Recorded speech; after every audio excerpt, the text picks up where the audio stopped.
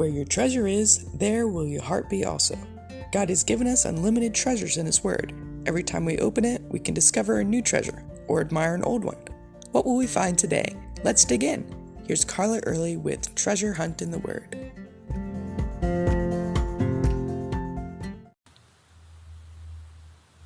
Do you have to deal with difficult people?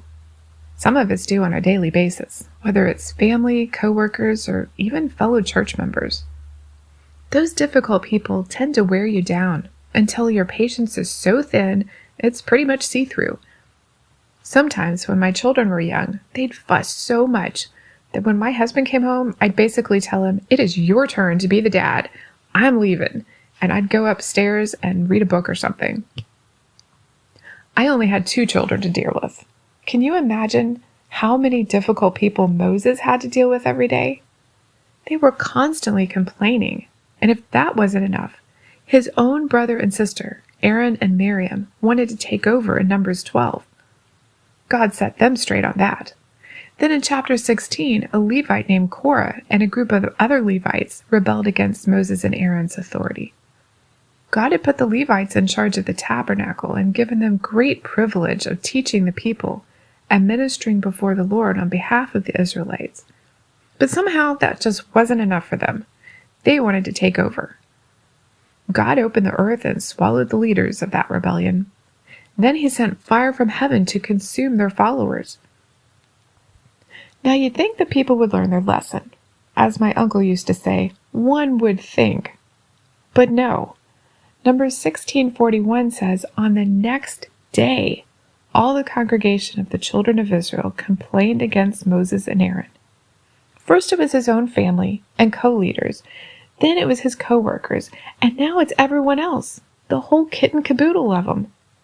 Poor Moses. He was such a humble man, and he didn't want the job in the first place. Moses followed God and submitted to His authority, but the people under him just didn't get it. Somehow they thought Moses was in charge, and they didn't like what he was doing. Little did they understand that their rebellion wasn't against Moses, it was against God. Moses didn't choose to be in this position. The Lord put him there. Moses didn't kill Korah and his followers. God did. But we see the humility of Moses each time.